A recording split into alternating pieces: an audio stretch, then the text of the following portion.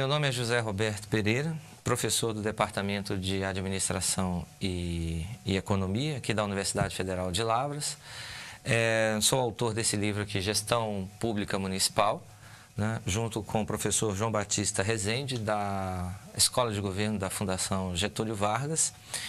E eu vou falar para vocês hoje sobre essa questão do Estado e os problemas contemporâneos, né? Normalmente, para se falar do Estado e de problemas contemporâneos, os conceitos, como estão apresentados na apostila, que vocês devem receber, nós temos aí algumas dimensões conceituais extremamente importantes. São pobreza, desigualdade, exclusão e cidadania. Normalmente, até então, vários autores, nas pesquisas, até na década de 80, por aí, se pensava que ao identificar o nível de renda da população, né, ou identificava-se também, consequentemente, né, as questões relacionadas à pobreza, desigualdade, etc. Nível de renda não mede necessariamente desenvolvimento social, desenvolvimento e mesmo desenvolvimento econômico.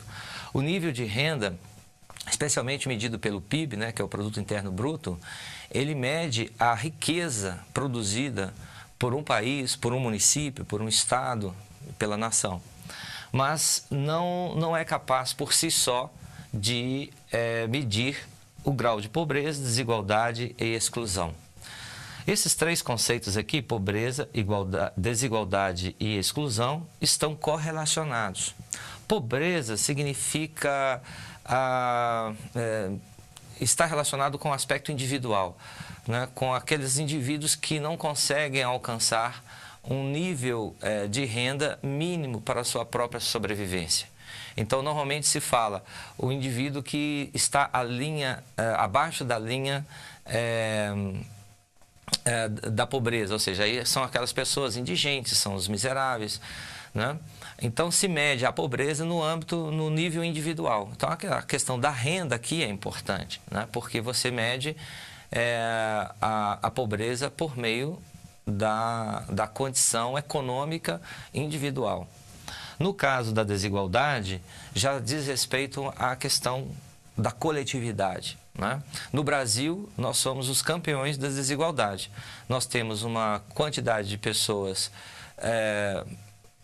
relativamente pequena, que são muito ricos, e uma quantidade imensa de pessoas, né, que são pobres, ou seja, que têm um nível de renda muito inferior à classe média e à classe alta. Então, a desigualdade é isso. Ao retratar a desigualdade, no Brasil nós observamos essa desigualdade historicamente, desde o período da colonização até os dias de hoje, né? Quando nós vamos a uma cidade metropolitana, né, a uma metrópole, nós observamos isso claramente ao passar de carro, de ônibus, né, as construções de prédios, etc., e ao lado delas, né, algumas favelas, construções de pessoas que não têm esse nível de renda suficiente para construir uma casa adequada, etc. Então, essa desigualdade, né, no Brasil, ela é histórica e é visível, estampada, né? Todos nós podemos observar. Então, pobreza e desigualdade estão correlacionadas nesse sentido. Exclusão. Exclusão tem um sentido, um conceito antropológico que diz respeito àquela pessoa que está excluída do grupo, ou seja, não compartilha da identidade de um determinado grupo, né? Pode-se pensar nesse sentido, pode-se analisar nesse sentido. Exclusão também está relacionado com o aspecto econômico, ou seja, aquelas pessoas que foram marginalizadas historicamente, né, do desenvolvimento de um município, de uma comunidade ou mesmo de um país. Então, exclusão tem um sentido também, tanto econômico quanto social, né? E está relacionado com os dois conceitos anteriores, de pobreza e desigualdade, né? E esses três conceitos, eles se opõem à cidadania. Por quê? Porque a cidadania diz respeito ao conjunto de direitos civis, políticos e sociais. Ao exercer a cidadania, né, o indivíduo, ele deixa de se situar tanto na pobreza, quanto na desigualdade, quanto na exclusão, porque ele participa da vida política, social, econômica, cultural do país. Então, cidadania significa o exercício dos direitos civis, políticos e sociais. Ao exercer os direitos civis dizem respeito à liberdade, ao direito de ir e vir e à segurança que o Estado proporciona a cada indivíduo, a sua propriedade, a sua vida e a seus bens. Então, quando nós falamos de direitos civis, nós estamos falando de liberdade e de segurança pública, por exemplo, né? Esse conceito de cidadania, né, englobando os três direitos, é do T.H. Marshall, né? Foi dado por esse intelectual estadunidense, e diz respeito a esse exercício desses três direitos. Os direitos políticos é o direito de votar e ser votado, o direito de se associar, de se organizar em sindicatos, associações, de ter liberdade também de associação e de exercer os seus direitos políticos. Os direitos sociais, aí sim, voltamos aqui, está intimamente relacionado com esses três conceitos anteriores, que é os direitos sociais, o direito à moradia, à habitação, no caso, o direito à saúde, à educação, ao saneamento básico, né? Os direitos sociais, ao exercer os direitos sociais, os indivíduos deixam também de se situarem aqui na pobreza, na desigualdade e na exclusão. Por quê? Porque eles normalmente podem ter e exercem, no caso, esses direitos. Ao exercer, eles passam a ter moradia, educação, saúde, enfim, a usufruir de todos os benefícios que o Estado deve proporcionar. Então, vejam bem, três conceitos, pobreza, desigualdade e exclusão, se opõem ao conceito de cidadania, por essas razões elencadas agora, como falei para vocês. Então, aí se apresenta uma questão importante para vocês refletirem. Quais as relações explicativas entre os conceitos de pobreza, desigualdade, exclusão e cidadania para se compreender os problemas sociais e o papel do Estado? Essa questão, eu gostaria que vocês refletissem sobre ela, se fundamentando no conteúdo apresentado na apostila e procurassem responder ao longo, né, da disciplina. E também se fundamentando naquilo que eu disse agora há pouco, da correlação entre os três conceitos, pobreza, desigualdade e exclusão, como se opõe à cidadania. Bom, qual que é o papel do Estado, né? E que Estado que nós estamos falando, né? Nós poderíamos elencar aqui no mínimo 4 tipos de Estado, né? O Estado absolutista, que vigorou no período dos poderes soberanos, ou seja, é apenas uma pessoa que detém todo o poder de toda uma sociedade, de todo um país, né? O Estado liberal, que se preocupava e se ocupava especificamente apenas de proteger a propriedade, a vida e os bens de quem tem propriedade. O Estado de bem-estar social, que nós vamos falar dele aqui agora, né? E o Estado republicano, que é o Estado de direito democrático que todo país, toda nação sonha em alcançar, porque ele é um Estado que beneficia a todos na construção do bem comum e no interesse público. O estado de bem-estar social, também conhecido como o welfare state, é o estado que procura alcançar, ou se basear, melhor dizendo, na política de pleno emprego. O que é a política de pleno emprego? O Estado assume a responsabilidade de uma proteção total de todos os cidadãos daquele país. Em que sentido? Se você está desempregado, o Estado, então, te proporciona um seguro-desemprego, te proporciona uma renda mínima necessária para a sua sobrevivência digna, né, diante de toda a sociedade. Esse Estado, ele vigorou com muita força após a Segunda Guerra Mundial, de 1948 até os nossos dias em vários países da Europa, especialmente os países europeus. Os Estados Unidos foi o único país que não adotou na íntegra o estado de bem-estar social, ou welfare state, né? Então, o que vem a ser esse estado de bem-estar social, ou conhecido na França também como Estado-providência, né? Esse estado de bem-estar social procura, aliás, ele se iniciou na Inglaterra, no período feudal, com a chamada Poor Law, ou a Lei dos Pobres, justamente porque os ingleses, naquela época, no período feudal, a própria rainha Elizabeth, ela se preocupava com a miséria com que o povo estava passando, né?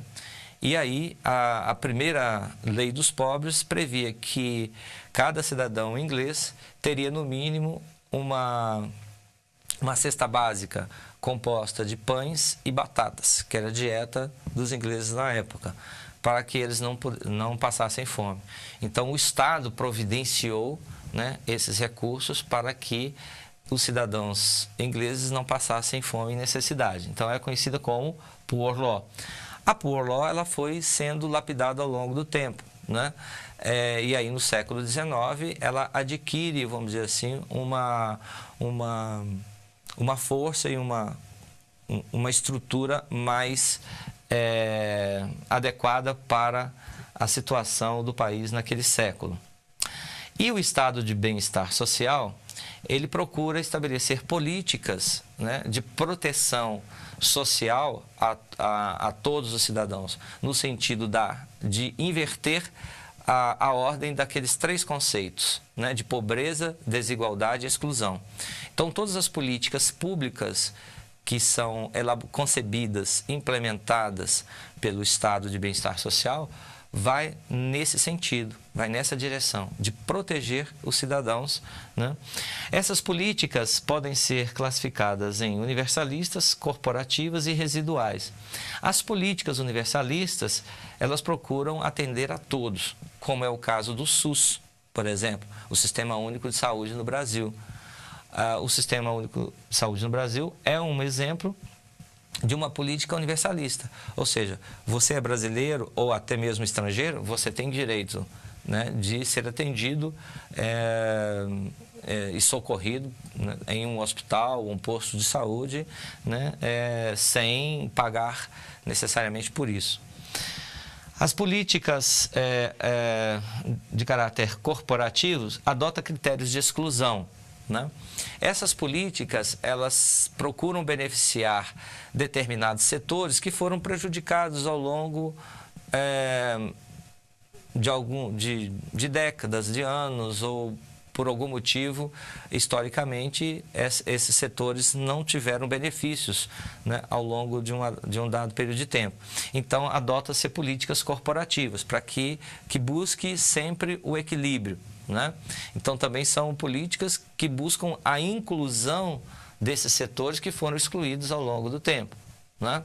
Então, poderíamos pensar que determinadas classes sociais, como é o caso da política de inclusão de negros e de pardos, de índios, no âmbito da sociedade, seja no caso da educação, seja no caso de áreas específicas.